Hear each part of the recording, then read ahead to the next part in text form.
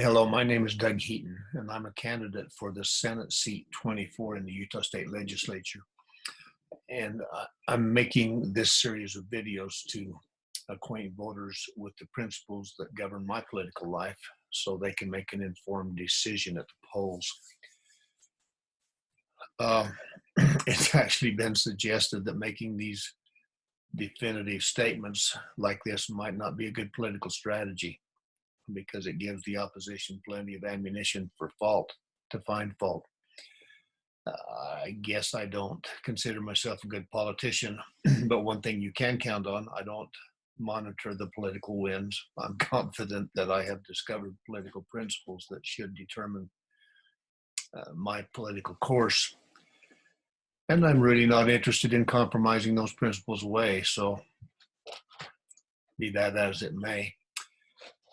In the final analysis, we get the kind of government we deserve.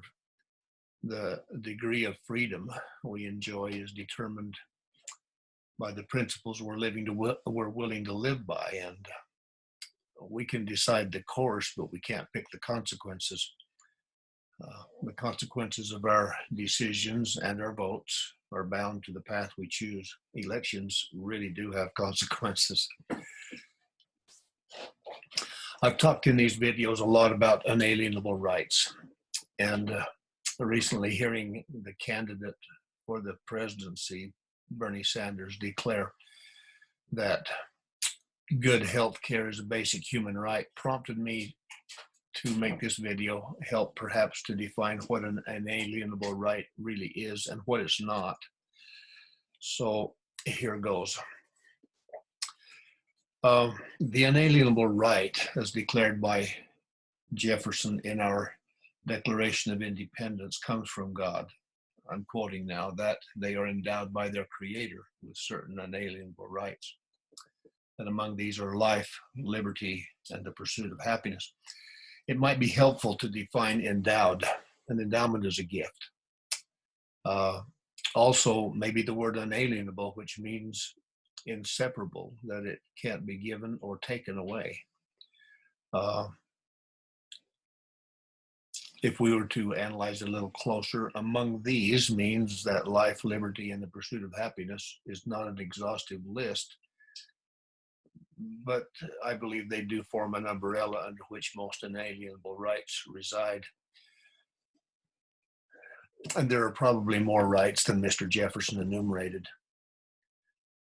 So let's see if we can distinguish between things that are rights and things that are not. Rights guarantee the opportunity to work, to strive, to learn, to grow, and retain the product of our effort.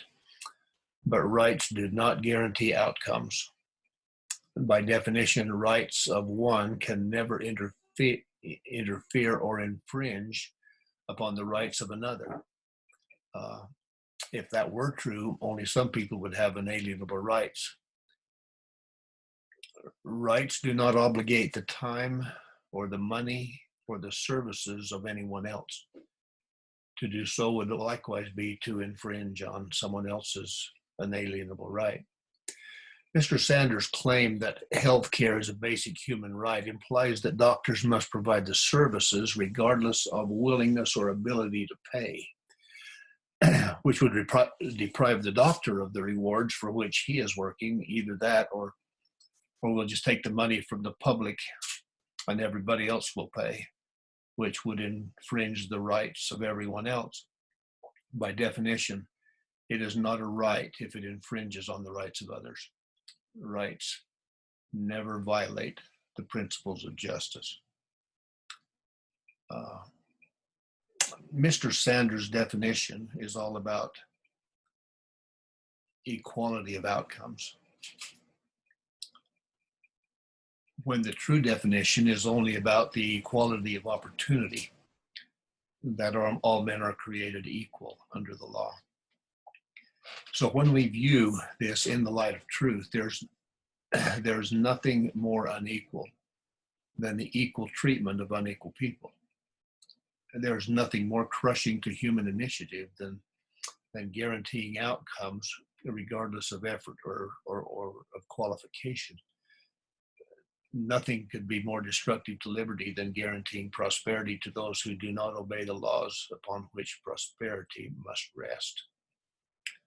And no, you don't have the right to not hear things you don't like, or to keep others from hearing what you don't like. You do have the right to peaceably remove yourself far enough away that the sound does not reach you, so that we could focus more on responsibilities and less on perceived rights. My name is Doug Heaton. I'm running for Senate District 24 in the Utah State Legislature.